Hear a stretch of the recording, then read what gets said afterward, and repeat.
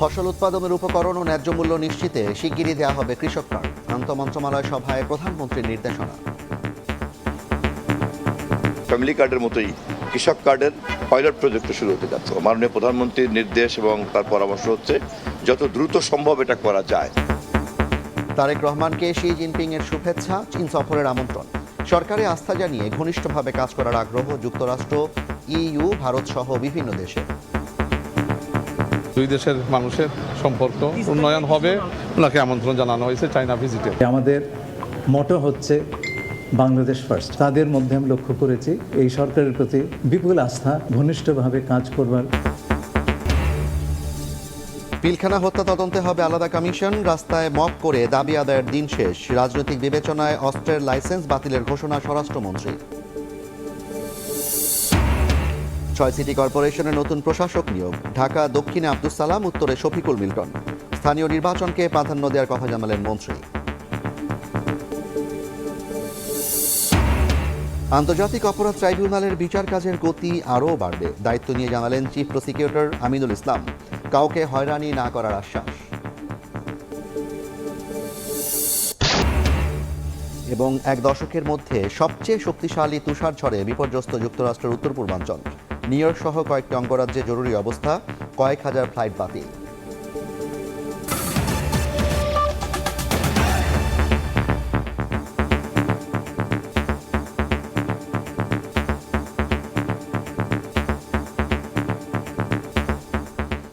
সরকার গঠনের এক সপ্তাহের মাথায় প্রতিশ্রুতি অনুযায়ী কৃষক কার্ড চালুর উদ্যোগ নিয়েছেন প্রধানমন্ত্রী তারেক রহমান।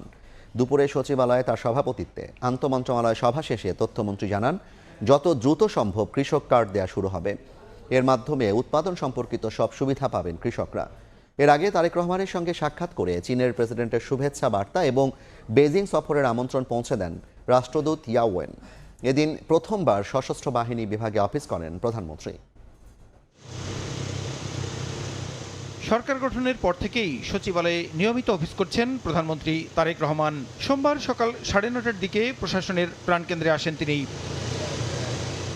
দুপুরে মন্ত্রিপরিষদ বিভাগের সম্মেলন কক্ষে প্রধানমন্ত্রীর সভাপতিত্বে কৃষক কার্ড চালু নিয়ে আন্তঃমন্ত্রণালয় সভা অনুষ্ঠিত হয়। এতে অংশ নেন অর্থ, কৃষি, ভূমি, খাদ্য, স্থানীয় সরকার সহ সংশ্লিষ্ট মন্ত্রণালয়ের মন্ত্রী, প্রতিমন্ত্রী ও ঊর্ধ্বতন কর্মকর্তারা।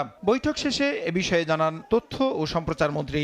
আমাদের যে প্রতিশ্রুতি কৃষক কার্ড দেয়া, মাননীয় প্রধানমন্ত্রীর নির্দেশ এবং তার পরামর্শ হচ্ছে যত দ্রুত সম্ভব এটা করা যায়। এই কার্ডটা পেলে একজন কৃষকের উৎপাদনের সঙ্গে সংশ্লিষ্ট সকল ধরনের সুযোগ সুবিধাই তিনি পাবেন। কৃষি যন্ত্রপাতি সহজলভ্য করা, তাকে আপনার সার, কীটনাশক, বীজ, অল কৃষি উপকরণ, যে কোনো ধরনের সহযোগিতা তাকে করা। এর আগে বেলা 11টার দিকে প্রধানমন্ত্রীর সঙ্গে সৌজন্য সাক্ষাৎ করেন ঢাকায় নিযুক্ত চীনের রাষ্ট্রদূত ইয়াও ওয়েন। এ সময় তারেক রহমানকে চীনের প্রেসিডেন্টের পক্ষ থেকে শুভেচ্ছা বার্তা এবং বেইজিং সফরের আমন্ত্রণ পৌঁছে দেন তিনি। পরে এই বৈঠক নিয়ে ব্রিফ করেন প্রধানমন্ত্রীর পররাষ্ট্র বিষয়ক উপদেষ্টা হুমায়ুন কবির। সৌজন্য সাক্ষাৎ, উনি প্রধানমন্ত্রী নির্বাচিত হওয়ার পরে ওনাকে কনগ্রাচুলেশন জানানোর জন্য এবং চায়নার প্রেসিডেন্ট শি জিনপিং সাহেবের পক্ষে এবং চায়নার প্রিমিয়ার লি কুয়াংয়ের পক্ষে উনি শুভেচ্ছা জানাইছেন। China important strong development partner বাংলাদেশের। এই সম্পর্ক তাতে কীভাবে আরও জোরদার করা যায় এবং এটার নতুন মাত্রায় নিয়ে কাজ করা, বাংলাদেশের ডেভেলপমেন্ট নিয়ে কাজ করা। সচিবালয়ে আসার আগে প্রথমবার সশস্ত্র বাহিনী বিভাগে অফিস করেন প্রধানমন্ত্রী তারেক রহমান। তাকে স্বাগত জানান তিন বাহিনীর প্রধান।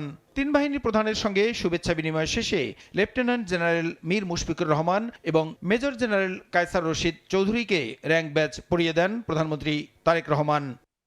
প্রসূন আশিস, সময় সংবাদ, ঢাকা। ঢাকা ওয়াশিংটনকে আরও নিরাপদ, শক্তিশালী ও সমৃদ্ধ করতে একসঙ্গে কাজ করার আশাবাদ ব্যক্ত করেছেন মার্কিন রাষ্ট্রদূত। অংশীদারত্ব ও সহযোগিতা চুক্তি ইস্যুয়ের আশা প্রকাশ করেছেন ইইউ রাষ্ট্রদূত। পররাষ্ট্রমন্ত্রী জানিয়েছেন, সরকারের প্রতি আস্থা জানিয়ে আরও ঘনিষ্ঠভাবে কাজ করার আগ্রহ প্রকাশ করেছে বিভিন্ন দেশ। শাতিলা শারমিনের রিপোর্ট। পররাষ্ট্র মন্ত্রণালয়ে ব্যস্ত সময় পার করেছেন নতুন পররাষ্ট্রমন্ত্রী খলিলুর রহমান ও প্রতিমন্ত্রী শামা ওবায়দ ইসলাম। সোমবার সকালে মন্ত্রণালয়ে আসেন মার্কিন রাষ্ট্রদূত ব্রেন্ট ক্রিস্টেনসেন। পররাষ্ট্রমন্ত্রী, প্রতিমন্ত্রী এবং সচিবের সঙ্গে আলাদা বৈঠক করেন তিনি। পরে সামাজিক যোগাযোগ মাধ্যমের পোস্টে পররাষ্ট্রমন্ত্রী হিসেবে নতুন দায়িত্ব নেওয়ায় ডক্টর খলিলুর রহমানকে অভিনন্দন জানান মার্কিন রাষ্ট্রদূত। দুই দেশকে আরও নিরাপদ, শক্তিশালী ও সমৃদ্ধ করতে একসঙ্গে কাজ করার আশাবাদ জানান তিনি। এরপরে পররাষ্ট্র মন্ত্রণালয়ে আসেন ইউরোপীয় ইউনিয়ন মিশনের প্রধান মাইকেল মিলারের নেতৃত্বে Spain, Germany, Norway, France, Denmark সহ 8টি দেশের রাষ্ট্রদূত। মন্ত্রী, প্রতিমন্ত্রী, সচিবের সঙ্গে বৈঠক শেষে ইইউ রাষ্ট্রদূত মাইকেল মিলার ইউরোপের সঙ্গে অংশীদারিত্ব ও সহযোগিতা চুক্তি দ্রুততম সময়ে সইয়ের আশা জানান। একই সঙ্গে অন্তর্বর্তী সরকারের সংস্কারের ধারাবাহিকতা বর্তমান সরকারও অব্যাহত রাখবে বলে আশা প্রকাশ করেন। We are looking at this new government to continue with a series of reforms that were launched under the previous administration. We look forward to the putting in place of judicial reforms, of the commercial courts, of work to introduce regularity into migration management. These are all particularly important issues for us. Our partnership and cooperation agreement is very near finalisation, and we do hope that we will be in a position to sign this together with Bangladesh in the nearest possible future. পররাষ্ট্রমন্ত্রী বলেন, নতুন সরকারের প্রতি আস্থা জানিয়েছে যুক্তরাষ্ট্র, ইউরোপীয় union, চীন, ভারত, পাকিস্তান, সৌদি আরব সহ বিভিন্ন দেশ।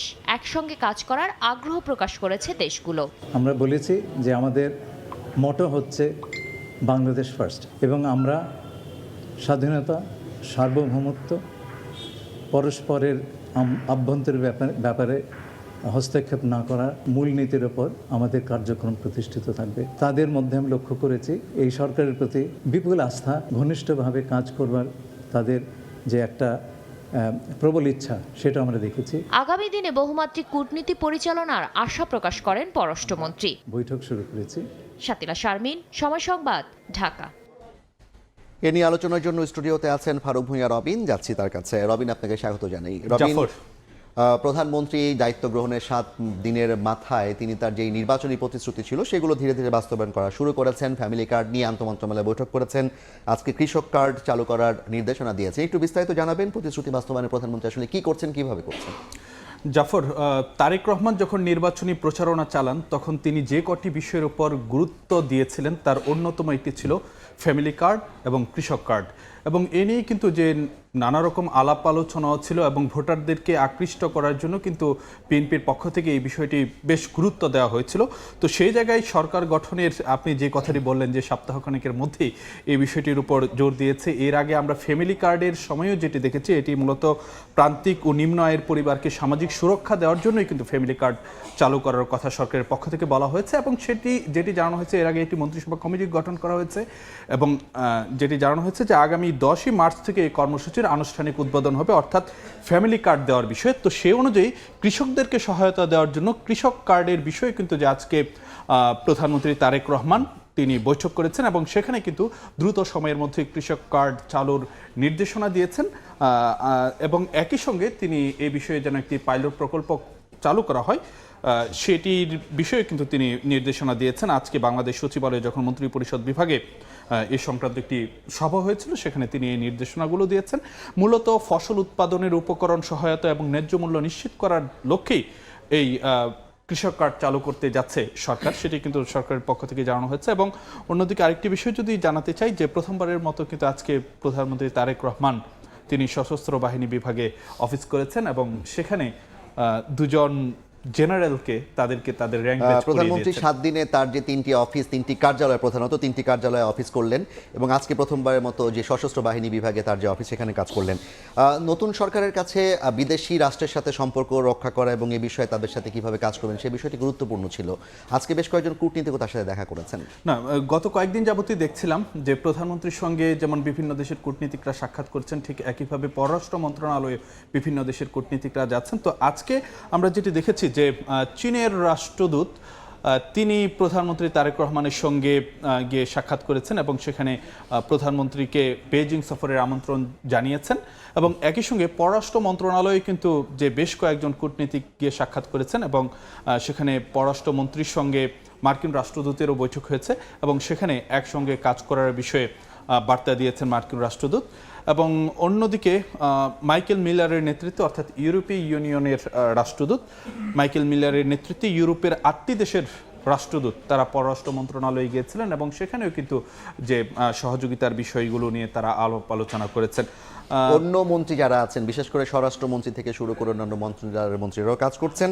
আজকে স্বরাষ্ট্রমন্ত্রী বেশ কিছু বার্তা দিয়েছেন, একটু জানাবেন যে জাফর, এই বিষয়টাতে একটু পরে আসতে চাই, আমাদের হাতে একটি প্রতিবেদন রয়েছে। দর্শক, আজকেও সচিবালয়ে স্বরাষ্ট্রমন্ত্রী তিনি বিভিন্ন বিষয় নিয়ে গণমাধ্যমের সঙ্গে কথা বলেছেন। সেখানে পিলখানা হত্যাকাণ্ড পুনঃতদন্তের যেমন বিষয় ছিল, ঠিক একইভাবে মবের বিষয়ে তিনি কথাবার্তা বলেছেন। এ নিয়ে আমাদের একটি প্রতিবেদন রয়েছে, দেখে তারপর আমরা ফিরছি আলোচনা। 2009-এর ফেব্রুয়ারিতে পিলখানা ট্র্যাজেডির ঘটনায় বেশ কয়েকবার তদন্ত করা হয়। এরই মধ্যে বিচারও কার্যকর হয় বেশ কিছু বিডিআর জওয়ানের। সবশেষ কমিশনের মাধ্যমে একটি তদন্ত প্রতিবেদন দেওয়া হয় অন্তর্বর্তী সরকারের কাছে। সোমবার সচিবালয়ে প্রথমবার বিভিন্ন দপ্তর ও সংস্থার প্রধানের সঙ্গে বৈঠক করেন স্বরাষ্ট্রমন্ত্রী সালাউদ্দিন আহমেদ। পরে জানান, কমিশন গঠন করে পিলখানা হত্যার পুনঃতদন্ত করা হবে। তদন্ত কমিশন গঠন করার কথা বলেছি, আমাদের প্রতিশ্রুতি আছে, ইশতেহারের মধ্যেও আছে যে আমরা বিডিআর গঠনটা পুনঃতদন্ত অথবা একটা কমিশন গঠন করে কমিশনের রিপোর্ট অনুসারে কাজ সেটার জন্য আমরা ন্যায় বিচার প্রতিষ্ঠার জন্য প্রতিশ্রুতিবদ্ধ। অভ্যুত্থানের পর থেকে অন্তর্বর্তী সরকারের পুরোটা সময় আতঙ্কের নাম মব। দাবি আদায়ের নামে রাস্তা আটকে দেয়া যেন নিয়মে পরিণত হয়। তবে স্বরাষ্ট্রমন্ত্রীর সোজা কথা, দাবি আদায়ের নামে রাস্তা আটকে আর মব তৈরি করতে দেয়া হবে না। আমরা রিয়েক্ট করব খুব কঠোরভাবে। দেশে কোনো মব কালচার থাকবে না এবং মব সৃষ্টির মাধ্যমে সড়ক অবরোধের মাধ্যমে দাবি আদায় করার জামানা শেষ। বৈধ পন্থায় স্মারকলিপি দেবে, মিছিল করবে, সমাবেশ করবে, আদালতে যাবে। 5 আগস্টের পর হয়রানিমূলক মামলার বিষয়ে খতিয়ে দেখা হবে জানিয়ে স্বরাষ্ট্রমন্ত্রী বলেন, পুলিশের কাজে বাধা দিলে নেওয়া হবে ব্যবস্থা। ক্ষমতার অপব্যবহার করলে ছাড় পাবে না পুলিশও। শিগগিরই 2700 কনস্টেবল নিয়োগ দেওয়া হবে জানিয়ে মন্ত্রী বলেন, লটারি নয়, পুলিশের রদবদল হবে যোগ্যতা ও প্রয়োজনের ভিত্তিতে। পুলিশের সব পর্যায়ে আমাদের জনবলের অভাব আছে। 2701 জন কনস্টেবলের পদ খালি আছে, সেটা জরুরি ভিত্তিতে নিয়োগের জন্য আগের বিদ্যমান প্রক্রিয়ায় আমরা নির্দেশ দিয়েছি। শেখ হাসিনার আমলে লাইসেন্স দেয়া অস্ত্রের রিভিউ, পাসপোর্ট অফিসের ভোগান্তি কমাতে উদ্যোগ নেয়ার কথা জানান স্বরাষ্ট্রমন্ত্রী। তারা লাইসেন্স পাওয়ার উপযুক্ত কিনা আইন অনুসারে সেগুলো সবই যাচাই বাছাই করা হবে। সানবীর রূপল, সময় সংবাদ, ঢাকা। জি, যেমনটি দেখছিলাম, স্বরাষ্ট্রমন্ত্রী আজকে অনেকগুলো নির্দেশনা দিয়েছেন, অনেকগুলো বিষয়ে তার কার্যক্রম শুরু করেছেন, একটু জানাবেন বিস্তারিত।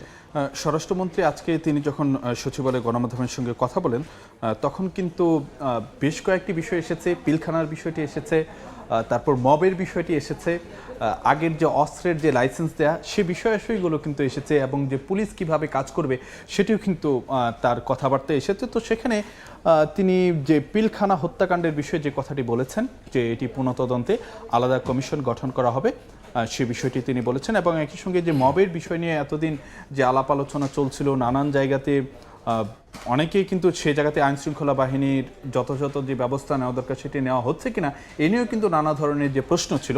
তো সেই জায়গায় আজকে স্বরাষ্ট্রমন্ত্রী সালাউদ্দিন আহমেদ তিনি যে কথাটি বলেছেন, যে দাবি আদায়ের নামে রাস্তা আটকে মব তৈরির জামানা শেষ, এবং সেই জায়গায় তাদের অবস্থান যে কঠোর থাকবে এসব বিষয়ের ক্ষেত্রে সেই বার্তাও তিনি দিয়েছেন। এবং একই সঙ্গে যে আওয়ামী লীগ আমলে অস্ত্রের লাইসেন্স যেগুলো দেওয়া হয়েছে সেগুলো পর্যালোচনার বিষয়ে তিনি বার্তা দিয়েছেন, এবং সেগুলোতে তিনি বলেছেন যে আইন অনুযায়ী সেগুলো মানে যাচাই বাছাই করে দেখা হবে। আর পুলিশের বিষয় তার যে সংবাদ সম্মেলনে বা সাংবাদিকদের সঙ্গে তিনি যে মত বিনিময় করেছেন সেখানে উঠেছে, কারণ আমরা অন্তর্বর্তী সরকারের সময় দেখেছিলেন যে লটারির ভিত্তিতে কিন্তু ডিএসপিদের মানে রদবদল হয়েছে। তো সে জায়গায় তিনি বলেছেন যে লটারির ভিত্তিতে নয়, বরং যোগ্যতার ভিত্তিতে পুলিশের রদবদল হবে। এবং একই সাথে তিনি আরেকটি কথাও বলেছেন যে 2006 সালে যে 600 পুলিশ কর্মকর্তা চাকরিচ্যুত হয়েছিলেন, এবং একই সাথে প্রায় 3000 পুলিশের যে খালি ভ্যাকেন্সি আছে সেখানেও সেটাও বিবেচনা করা হবে। ধন্যবাদ আপনাকে ফারুক ভাই রবিন। আমাদের সঙ্গে যুক্ত ছিলেন সহকর্মী ফারুক ভাই রবিন, জানাচ্ছিলেন আজকের দিনের বিশেষ কিংবা প্রধান খবরগুলোর বিষয়ে বিস্তারিত। 12 মার্চ বেলা 11টায় বসছে ত্রয়োদশ সংসদের প্রথম অধিবেশন। সংবিধানের 72 অনুচ্ছেদের 1 দফায় প্রদত্ত ক্ষমতা বলে অধিবেশন আহ্বান করেছেন রাষ্ট্রপতি মোহাম্মদ শাহাবুদ্দিন। জাতীয় সংসদ সচিবালয়ের আইন প্রণয়ন শাখা থেকে পাঠানো বিজ্ঞপ্তিতে তথ্য জানানো হয়। এর আগে 12 ফেব্রুয়ারি নির্বাচনে ভূমিধস জয়ে সরকার গঠন করে বিএনপি। প্রধানমন্ত্রীর দায়িত্ব গ্রহণ করেন তারেক রহমান। বিরোধী দলীয় নেতা হন জামায়াতে নামী ডাক্তার শফিকুর রহমান। প্রথম অধিবেশনে স্পিকার ও ডেপুটি স্পিকার চূড়ান্ত হবেন।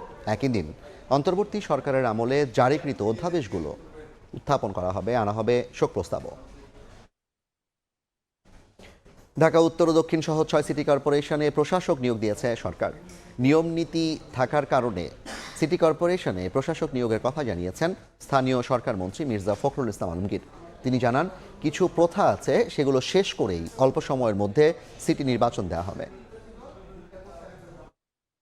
দেশের 6 সিটি কর্পোরেশনে প্রশাসক নিয়োগ দিয়েছে সরকার। রোববার স্থানীয় সরকার বিভাগের প্রজ্ঞাপনে এ তথ্য জানানো হয়। ঢাকা দক্ষিণ সিটি কর্পোরেশনে নিয়োগ পেয়েছেন মোহাম্মদ আব্দুস সালাম। মোহাম্মদ শফিকুল ইসলাম খানকে ঢাকা উত্তর সিটির দায়িত্ব দেওয়া হয়েছে। এছাড়া খুলনা সিটি কর্পোরেশনে নজরুল ইসলাম মঞ্জু, সিলেটে আব্দুল কাইয়ুম চৌধুরী, গাজীপুর সিটি কর্পোরেশনের প্রশাসক হয়েছেন মোহাম্মদ শওকত হোসেন সরকার।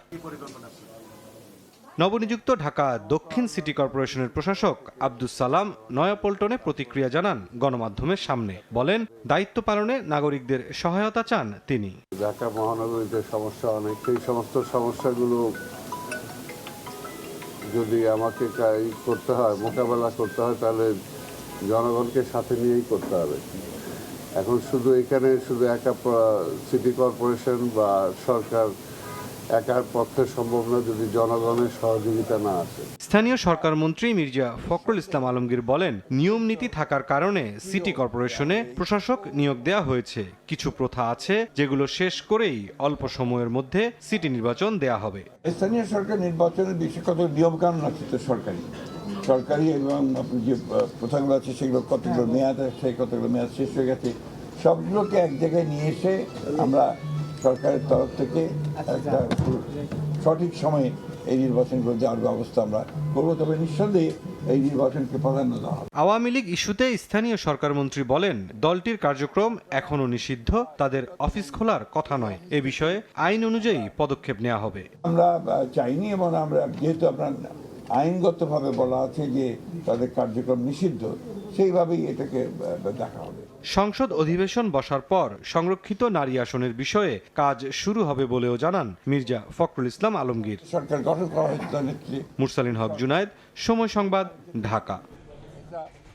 সশস্ত্র বাহিনীকে জনমুখী হিসেবে গড়ে তোলা হবে বলে জানিয়েছেন প্রতিরক্ষা উপদেষ্টা ব্রিগেডিয়ার জেনারেল অবসরপ্রাপ্ত শামসুল ইসলাম। সকালে রাজধানী শেরি বাংলা নগরে প্রতিরক্ষা মন্ত্রণালয় পরিদর্শন শেষে তিনি আরও বলেন, সশস্ত্র বাহিনীর সম্প্রসারণ ও আধুনিকায়নের কার্যক্রম বাস্তবায়নে বদ্ধপরিকর সরকার।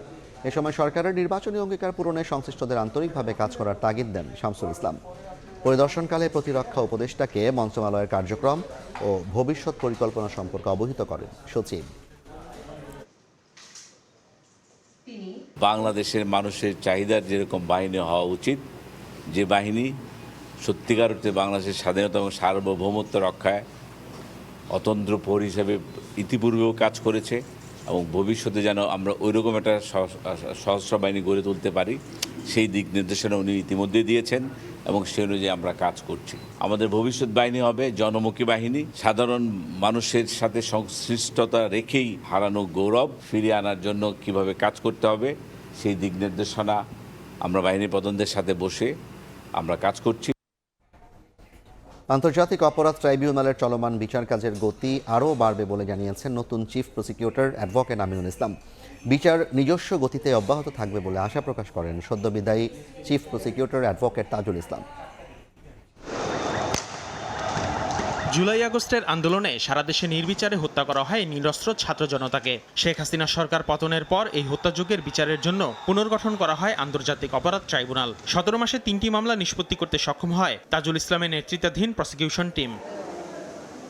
তবে বিএনপি সরকার ক্ষমতায় আসার পর জোরালো হয় নতুন চিফ প্রসিকিউটর নিয়োগের গুঞ্জন। এর মধ্যে সোমবার অ্যাডভোকেট আমিনুল ইসলামকে চিফ প্রসিকিউটর নিয়োগ দেয় আইন মন্ত্রণালয়। এদিন দুপুরে ট্রাইব্যুনালে নিজ কার্যালয়ে আসেন তিনি। তার কাছে দায়িত্ব হস্তান্তর করেন সদ্য বিদায়ী চিফ প্রসিকিউটর তাজুল ইসলাম। দায়িত্ব পেয়ে নতুন চিফ প্রসিকিউটর আশ্বাস দেন, ট্রাইব্যুনালে চলমান বিচার কাজের গতি আরও বাড়বে। আমি সম্পূর্ণরূপে চেষ্টা করব যে আমাদের জুলাই শহীদদের আকাঙ্ক্ষার অনুযায়ী যাতে আমি ট্রাইব্যুনালে আমার বিচার কার্যে আন্তরিক সহযোগিতা করতে পারি। এই নিয়োগকে স্বাভাবিক প্রক্রিয়া হিসেবে মেনে নিয়ে বিদায় নেন তাজুল ইসলাম। তবে জুলাই হত্যাযজ্ঞ ও আওয়ামী লীগ সরকারের গুম খুনের বিচার আগের গতিতেই চলবে বলে আশা ব্যক্ত করেন তিনি। যারা জুলাই আগস্টে রক্ত দিয়েছিলেন, জীবন দিয়েছিলেন, অঙ্গহানির শিকার হয়েছিলেন, তাদের যে চলমান বিচার প্রক্রিয়া আছে, আমি আশা করি নতুন চিফ প্রসিকিউটরের নেতৃত্বে এই ট্রাইব্যুনালে সেই বিচার প্রক্রিয়া অব্যাহতভাবে সুন্দরভাবে পরিচালিত হবে। একই সাথে গত 15 বছরের যে গুম এবং খুনের যে বিচারগুলো এখানে চলমান আছে, সেগুলোর বিচার ভালো মতো এখানে চলমান থাকবে। তার সময়কালে বিচার নিয়ে কোনো প্রশ্ন তোলার সুযোগ নেই বলে জানান তাজুল ইসলাম। আসিফ মোহাম্মদ সিয়াম, সময় সংবাদ, ঢাকা। রাতের সময় আরও থাকছে। সেহরির পর ডেকে নিয়ে বাবা ছেলে সহ 3 জনকে কুপিয়ে হত্যা। পাল্টা হামলায় প্রতিপক্ষের একজন নিহত। নড়াইলে আধিপত্য বিস্তার নিয়ে সংঘাত থমথমে পুরো এলাকা। চট্টগ্রামের হালি শহরে গ্যাস সিলিন্ডার বিস্ফোরণে দগ্ধ 8 জনকে আনা হয়েছে জাতীয় বার্ন ইনস্টিটিউটে। এই মুহূর্তে সেখানে আছেন সহকর্মী আতাউর কাউসার।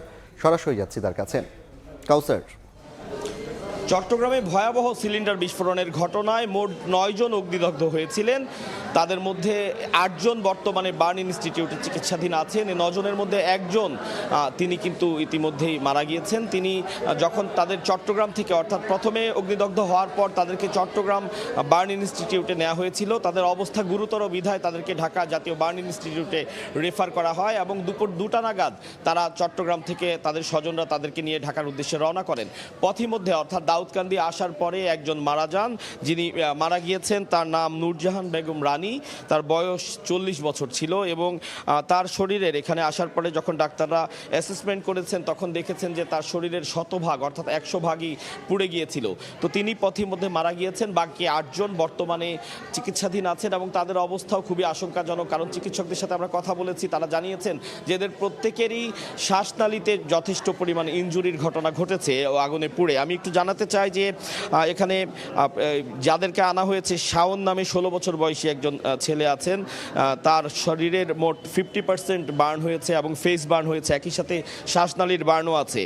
এবং আনাস নামে 6 বছরের একটি ছেলের সন্তান রয়েছে, তার 30% ফেস বার্ন আছে এবং 30% বার্ন হয়েছে। এবং আরেকটু জানাই যে স্নিগ্ধা নামে 10 বছরের একজন বাচ্চা আছে, তারও কিন্তু বার্ন হয়েছে 38%। এখানে 2 জন ব্যক্তি খুবই আশঙ্কাজনক, তাদের 100 ভাগ পুড়ে গিয়েছে। এর মধ্যে একজন হচ্ছে সাখাওয়াত এবং তার ভাইয়ের বউ পাখি, এই 2 জনের 100 ভাগ পুড়ে গিয়েছে। তো চিকিৎসকদের সাথে আমরা কথা বলেছি, তারা জানিয়েছেন যে প্রত্যেকেই আশঙ্কাজনক এবং তারা প্রাথমিক এখানে যে ইমার্জেন্সিতে যে চিকিৎসা দিয়েছে। আগামীকালকে বা আজকে রাতের মধ্যেই তাদেরকে এইচডিইউতে এবং আইসিইউতে স্থানান্তর করা হবে, অর্থাৎ উচ্চতর এবং নিবিড় চিকিৎসার ব্যবস্থা তাদেরকে দেয়া হবে। তো এই ছিল জাতীয় বার্ন ইনস্টিটিউট থেকে চট্টগ্রামে সিলিন্ডার বিস্ফোরণের ঘটনায় আহতদের চিকিৎসার সর্বশেষ তথ্য। সরাসরি যুক্ত ছিলাম ঢাকা মেডিকেলের বার্ন ইনস্টিটিউট থেকে। সেহরির সময় চুলা জ্বালাতে বিকট বিস্ফোরণ। রাজধানীর রায়ের বাজারে মুহূর্তেই উড়ে যায় ভবনের গেট ও দেয়াল। লণ্ডভণ্ড হয়ে যায় বাসা। 3 বছরের সন্তানসহ দগ্ধ হন বাবা, মা ও এক স্বজন। এলাকাবাসী ও স্বজনের অভিযোগ, গ্যাস লিকেজ থেকেই বিস্ফোরণ। এ নিয়ে বারবার জানালেও সমাধান মেলেনি। তবে অভিযোগ মানতে নারাজ ভবন মালিক। সেহরির সময় চুলা জ্বালাতে গিয়ে হঠাৎ বিকট বিস্ফোরণ, উড়ে যায় ভবনের গেট ও দেয়াল। শরীর ঝলসে যায় শিশুসহ 4 জনের। রাজধানীর রায়ের বাজারে ভয়াবহ এই ঘটনার জন্য গ্যাস লিকেজকে দায়ী করেন এলাকাবাসী। বিকট শব্দ শুনে আমি নিচে নামলাম, দেখি সব এই ওনারা চিল্লাইতেছে আগুন আগুন আগুন। বিস্ফোরণের দেয়াল ভেঙে গেছে, গেট ভেঙে গেছে, বাহিরে একটা ওয়াল ছিল, ওয়ালটা ভেঙে গেছে। এত সাউন্ড, এই সাউন্ডটা প্রায় আধা মাইল পর্যন্ত গেছে, এত প্রকম্পিত। দগ্ধদের স্বজন জানান, গ্যাস লিকেজের বিষয়ে বারবার অভিযোগ জানিয়েও সমাধান মেলেনি। তবে অভিযোগ মানতে নারাজ ভবন মালিক। গ্যাসের ব্লাস্ট হয়েছে, এটা আগে থেকেই তারা বাড়িওয়ালার সাথে কিছুবার কথা বলেছে যে আপনারা এই জিনিসটা প্রবলেমটা আমাদের সলভ করে দেন। কমপ্লেন ওনার করেই নাই যে গ্যাস সিলিন্ডারে প্রবলেম আছে। যদি থাকতো তো আমরা অবশ্যই এটা রিপেয়ার করে দিতাম। চুলার ত্রুটিজনিত কারণে এই ক্ষতিটা হতে পারে। যদি আমাদের নিচে লাইনগুলো লিকেজ থাকতো তাহলে আমরা আলামত পাইতাম। দুর্ঘটনার 2 ঘন্টা পর সোমবার ভোর 5:30টার দিকে দগ্ধদের উদ্ধার করে জাতীয় বার্ন ও প্লাস্টিক সার্জারি ইনস্টিটিউটে ভর্তি করা হয়। 3 জনের মেজর বার্ন, তার মধ্যে একজন 75% পুড়েছে, যিনি গৃহকর্ত্রী, ওনার আপনার আশঙ্কাজনক অবস্থায় আছে। দগ্ধ পরিবারের প্রধান শেখ নোমানের গ্রামের বাড়ি নেত্রকোনা জেলার খালিয়াজুড়িতে। আবু সাইদ নিশান, সময় সংবাদ, ঢাকা। সেরির পর ডেকে নিয়ে কুপিয়ে হত্যা করা হলো বাবা ছেলে সহ 3 জনকে। নড়াইলে আধিপত্য নিয়ে সংঘাতের সময় প্রতিরোধের মুখে মারা যান প্রতিপক্ষের একজন। আহত হয়েছেন আরও 10 জন। গুলি চালিয়ে সৃষ্টি করা হয় আতঙ্ক। পরিস্থিতি নিয়ন্ত্রণে ঘটনাস্থলে পুলিশ ও সেনাবাহিনী মোতায়েন করা হয়েছে।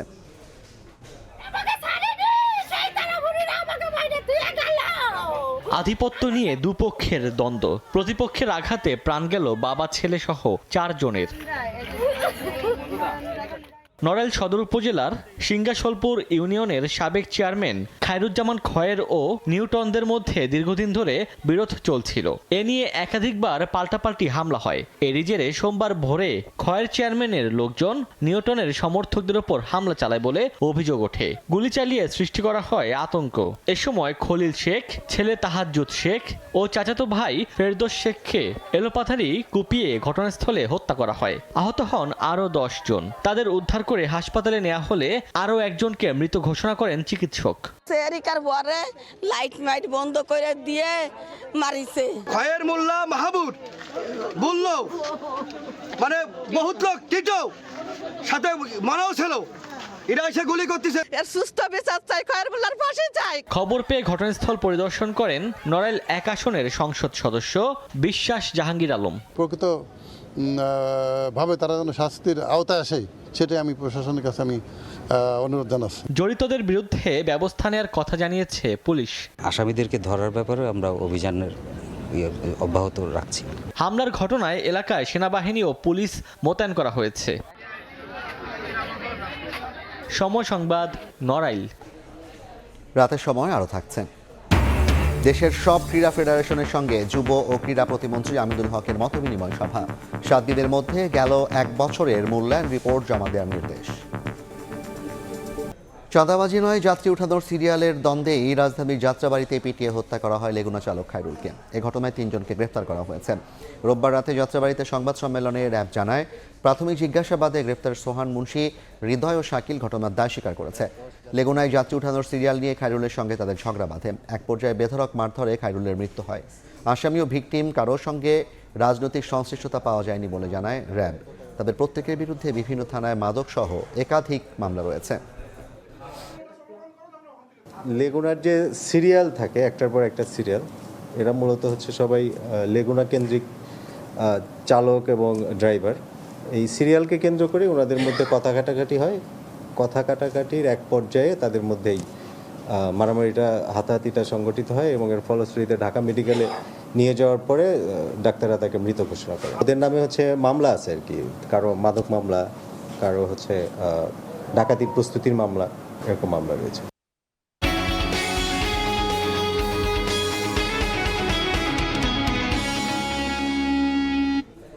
নিত্যপণ্যের বাজার যাতে নির্দিষ্ট কোনো গোষ্ঠী নিয়ন্ত্রণ করতে না পারে সেদিকে নজর দিচ্ছে সরকার। রাজধানীর মোহাম্মদপুরে টাউন হল বাজার পরিদর্শন করে কথা জানান বাণিজ্যমন্ত্রী। আরও বলেন, আমদানি পণ্যের পর্যাপ্ত মজুদ আছে, এরপরেও অনিয়মের অভিযোগ পেলে কঠোর ব্যবস্থা নেওয়া হবে। রমজানের আগে থেকে রাজধানীর নিত্যপণ্যের বাজার চড়া থাকলেও রোজার 5ম দিনে এসে কিছুটা নিম্নমুখী দাম। সোমবার রাজধানীর মোহাম্মদপুরের কৃষি মার্কেট ঘুরে দেখা যায় বেশিরভাগ সবজি বিক্রি হচ্ছে 40 থেকে 60 টাকায়। চাহিদার শীর্ষে থাকা বেগুন, শসার দাম কেজিতে কমেছে 20 থেকে 40 টাকা, আর লেবুর হালি 40 টাকা কমে ঠেকেছে 60 থেকে 80 টাকায়, যাতে কিছুটা স্বস্তি পাচ্ছেন ক্রেতারা। বিক্রেতারা বলছেন, রোজার শুরুতে চাহিদা বেশি থাকায় বেড়েছিল দাম, তবে এখন অবস্থা কিছুটা বদলেছে। অন্যান্য দিনের চাইতে আজকে একটু কম বলে মনে হচ্ছে আর কি। প্রথমে যেমন বাজারটা একদম অস্থিতিশীল ছিল আর কি, দাম উল্টাপাল্টা দাম চাচ্ছিল, এখন মোটামুটি একটা সব মার্কেটেই মোটামুটি সহনীয় আছে আর কি। কয়েকদিনের তুলনায় আজকে একটু কম, মোটামুটি সব কিছু দাম কমে আছে।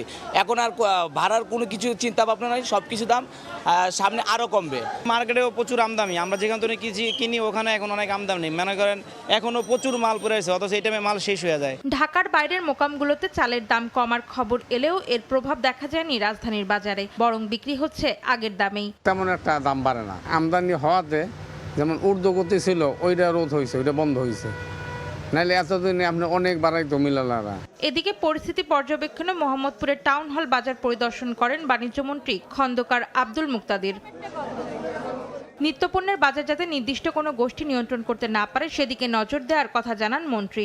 পণ্যের যথেষ্ট সরবরাহ থাকা সত্ত্বেও ক্ষেত্র বিশেষে অনেক অসাধু লোকজন এটা সুযোগ নেওয়ার চেষ্টা করে। বাজার যেন কোনো নির্দিষ্ট কয়েক ব্যক্তির হাতে নিয়ন্ত্রিত না হয়, এই দিকে আমাদের দৃষ্টি আছে, কিন্তু কার্যকর পদক্ষেপ নিয়ে আপনাকে গুণগত পরিবর্তন দেখানোর জন্য একটু সময় লাগবে। সিসিবির মাধ্যমে যে সমস্ত পণ্য আমদানি করি সেগুলি যথেষ্ট স্থিতিশীল আছে। কোনো কোনো পণ্যের মূল্য গত বছরের মূল্যের সাথে প্রায় 15-20 টাকা কম আছে। নিত্যপণ্যের দামে কারসাজি সহ কোনো ধরনের অনিয়মের প্রমাণ পেলে কঠোর ব্যবস্থা নেওয়ার কথাও জানান তিনি। মানুষকে স্বস্তি দেওয়ার জন্য। অন্তরা সেন, সময় সংবাদ, ঢাকা। এবার বাংলা একাডেমি সাহিত্য পুরস্কার পাচ্ছেন 9 বিশিষ্ট লেখক। 26 ফেব্রুয়ারি অমর একুশে বইমেলার উদ্বোধনী অনুষ্ঠানে পুরস্কার তুলে দেবেন প্রধানমন্ত্রী তারেক রহমান। 2025 সালে পুরস্কারপ্রাপ্তরা হলেন কবিতায় মোহন রায়হান, কথা সাহিত্যে নাসিমা আনিস, প্রবন্ধে সৈয়দ আজিজুল হক, শিশু সাহিত্যে হাসান হাফিজ, অনুবাদে আলী আহমদ, গবেষণায় মুস্তফা মজিদ ও ইসরাইল খান, বিজ্ঞানে ফার্সি পান্নান মোহাম্মদী ও মুক্তিযুদ্ধে মইদুল হাসান।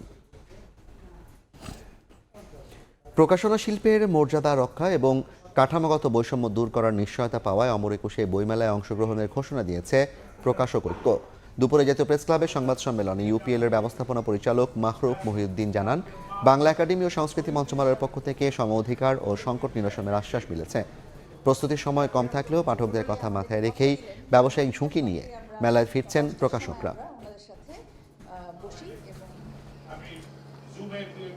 দেশের বাইরের খবর।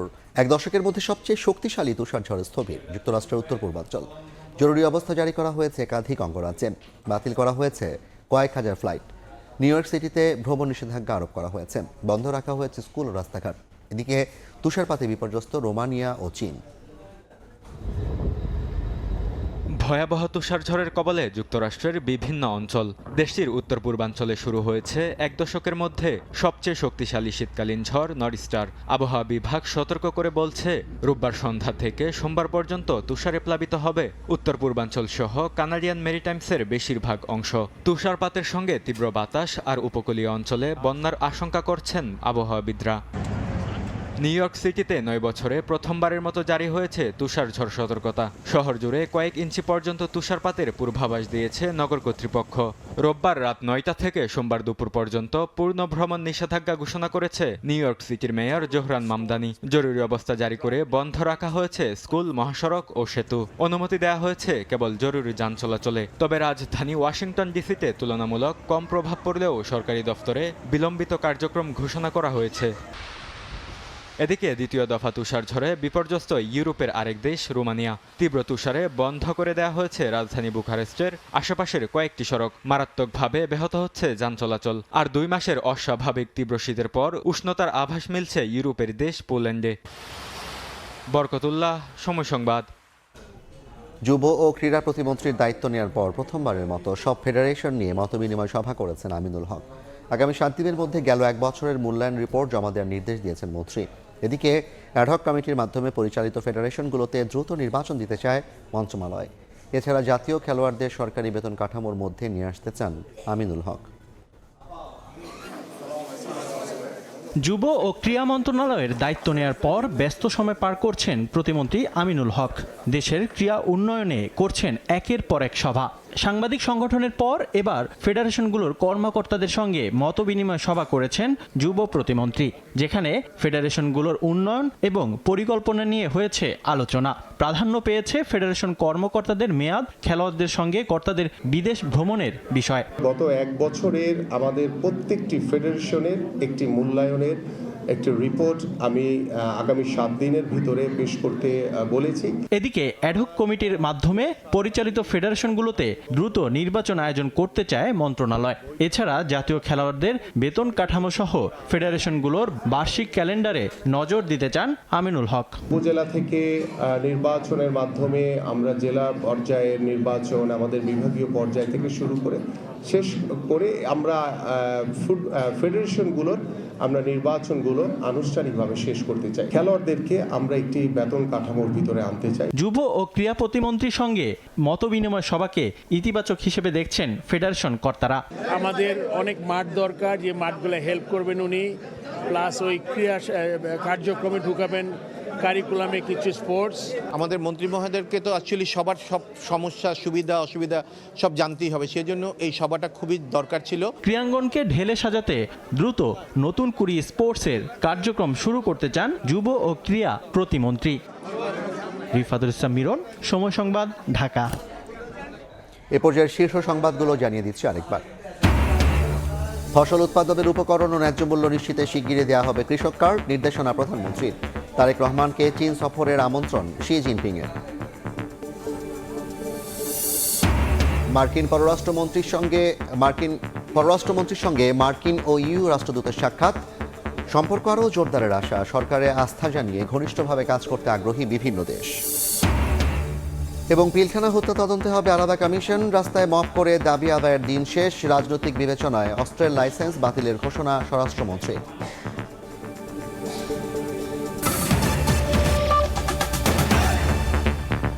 এই ছিল রাতের সময়, এরপর দেখবেন সম্পাদকীয়। সঙ্গে থাকুন সময়ের।